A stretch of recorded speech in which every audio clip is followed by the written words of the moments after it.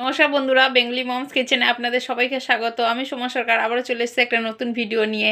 আজকে বানাচ্ছি কড়াইশুঁটি খাস্তা। এখন কড়াইশুঁটির সিজন, তো এই সময় কড়াইশুঁটি খাস্তা বানিয়ে খাওয়াটা খুব ভালো লাগে। অনেকে কড়াইশুঁটি কচুরি খায়, সেম পদ্ধতি কিন্তু একটু আলাদা। তো চলুন কিভাবে বানাই দেখে নেওয়া যাক।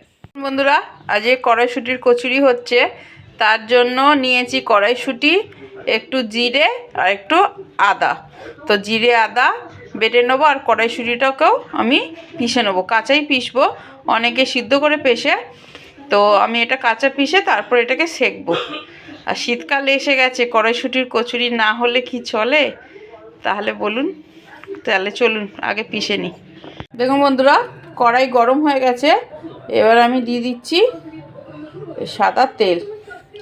কড়াইশুঁটিটা এটাকে আমি ভালো করে ভাজতে হবে, তো একটু তেলটা বেশি দিলাম। তো তেলটা একটুখানি গরম হোক। দেখুন বন্ধুরা, এইটা গরম হয়ে গেছে। তো আমি এবার দিচ্ছি হিং। খাস্তা বানাবো তো হিং হবে না, এইটা কিন্তু আমার ডেলা হিং।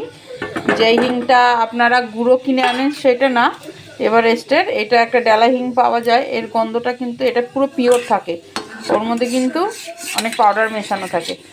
তো এটা কিনাই ভালো, তো না পেলে ওইটা ব্যবহার করা যায়। তারপরে দেখুন, এটা আমি জিরে আদা বাটাটা দিয়ে দিলাম, দিয়ে একটু হালকা আদা জিরের গন্ধটা বার করে দিই। আদার কাঁচা গন্ধটা চলে গেছে। এবার দিয়ে দিচ্ছি আমি এই মটর কড়াইশুঁটি বাটা বা মটর বাটা। তো এটাকে দিয়ে, আর সাথে আমি দিয়ে দিই একটুখানি নুন, হাফ নুন দিয়ে দিলাম। তো এবার দিয়ে ভালো করে আমি ভাজা ভাজা করে নেব, আর কিন্তু কিচ্ছু দেবো না। বন্ধুরা, এটা যখন এই যে এমনি পুরো কালো কালো মতন হবে ভাজা ভাজা, তাহলে গিয়ে থামবেন। এই দেখুন রঙটা দেখেছেন? এবার ভাজাটা কিন্তু আমাদের কমপ্লিট হয়েছে। এমনি কালো কালো করে ভাজতে হবে, তাহলে পুরো সেকা হয়ে যাবে। কেন আমি যেহেতু সিদ্ধ করিনি, তো এমনি রঙটা না বদলে যাওয়ার পর্যন্ত আপনাদের ভেজে নিতে হবে। এবার আমি গ্যাস বন্ধ করে ঠান্ডা হতে দেবো। এবার আমি ময়দাটা মেখে নেবো। ময়দার জন্য শুধু ময়মটা একটু বেশি দেবেন, তেলের পরিমাণটা নুন চিনি আর গরম জল দিয়ে মেখে নেবেন ময়দাটা। তো চলুন ময়দাটাকে মেখে ফেলি। দেখুন বন্ধুরা, এই যে এমনি এমনি করে বাটি করে নেবেন। আমি আগে থেকেই ময়দা মেখে রেখে দিয়েছিলাম। এই যে বাটি করে নিলাম, একটু বড় করবেন। এই যে পুর দিয়ে মুখগুলোকে এমনি করে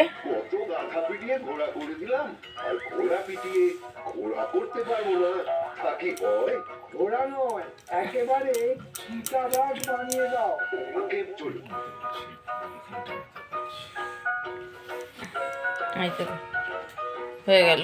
আমি এক এক করে এই দেখুন সব বানিয়ে রেখেছি, এখন বেলে ভেজে নেব। তেলটা গরম হয়ে গেছে। এবার আমি আস্তে আস্তে এই খাস্তাগুলো ছেড়ে দেবো। দেখুন আমি কিন্তু বেলছি না, অনেকে বেলে করে, কিন্তু এমনি করেও করবেন। একদম খাস্তা চায়ের সাথে খেতে কিন্তু খুব ভালো লাগবে। এক এক করে ছেড়ে দিই। দেখুন বন্ধুরা, এই যে ছেড়ে দিয়েছি তেলে। এবার লাল লাল করে গোল্ডেন ফ্রাই করে ভেজে নেব। তো খাস্তাগুলো লাল লাল হোক। গ্যাসের তেজটা কিন্তু একটু কমই রাখবেন, গ্যাসটা জোরে হয়ে গেছে। একবার জোরে আর কম বেশি করে করবেন, তাহলে ফেটে যাওয়ার ভয় থাকবে না। তো একটু লাল লাল করে ভেজে নেব। দেখুন বন্ধুরা, এদিকে আমার লাল লাল হয়ে এসছে। এবার আমি এই পিঠটা উল্টে দেবো, এক এক করে পিঠগুলো উল্টো। দেখুন গ্যাস আস্তে করে করেছি বলে আমার এইগুলো লালও হয়েছে, এদিকে ভাঙিনি। যদি জোরে করে দিতাম তাহলে ভেঙে যাওয়ার ভয় থাকতো। দিয়ে আবার এই পিঠটা হালকা আঁচে ভেজে নেব। বন্ধুরা, এই পিঠ ও পিঠ পুরো ভাজা ভাজা হয়ে গেছে। এবার আমি নামিয়ে ফেলি। দেখুন বন্ধুরা, খাস্তাটা একদম খাস্তা কচুরি পরিবেশনের জন্য রেডি, একটু মূলো স্যালাড দিয়ে।